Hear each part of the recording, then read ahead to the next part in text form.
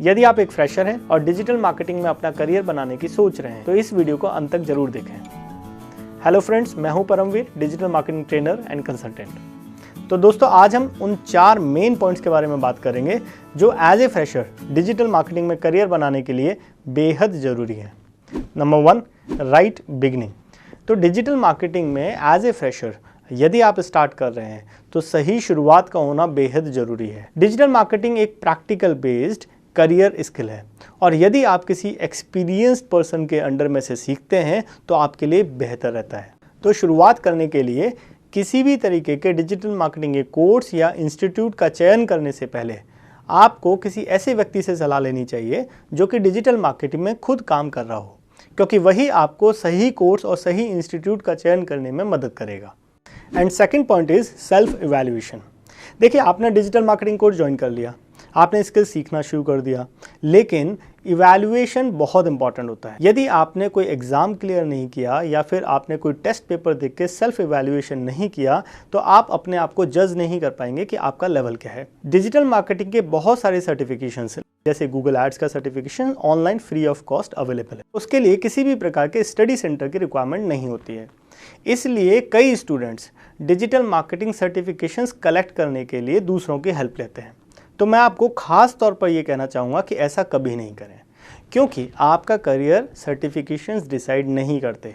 आपका करियर आपकी नॉलेज और आपकी स्किल्स डिसाइड करती हैं। यदि आप गलत तरीके से सर्टिफिकेशन कलेक्ट कर भी लेते हैं तो वो आपको आगे आपके करियर या आपके जॉब में बहुत ज़्यादा हेल्पफुल नहीं होते।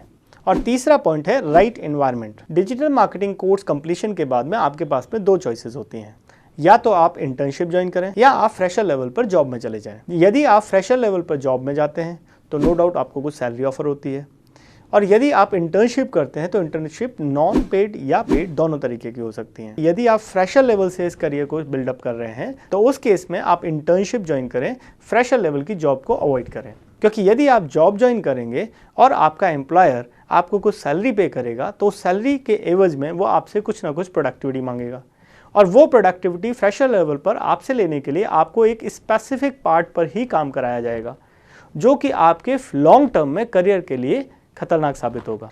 यदि आप इंटर्नशिप ज्वाइन करते हैं तो हो सकता है इंटर्नशिप के दौरान आपको कोई भी पे आउट नहीं दिया जाए, लेकिन क्योंकि आप किसी भी कंपनी के लिए लायबिलिटी नहीं है तो आपके पास में लर्निंग की अपॉर्चुनिटी बहुत बड़ी होती है।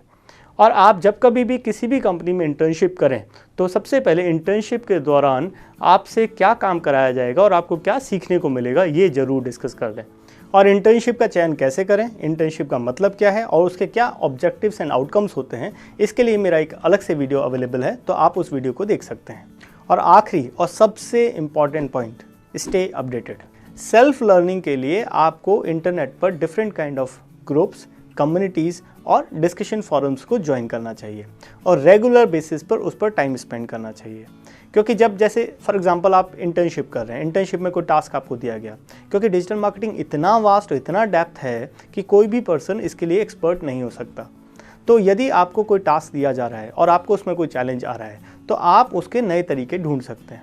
उन नए तरीक़ों के लिए आप इंटरनेट पर जाएँ, फेसबुक ग्रुप्स को ज्वाइन करें, कम्युनिटीज़ को ज्वाइन करें, डिस्कशन फोरम्स में जाएं, वहाँ पर पहले से पूछे गए प्रश्नों को पढ़ें और अपने प्रश्नों और उत्तरों के साथ में उन प्रॉब्लम्स को और डेप्थ में समझने की कोशिश करें।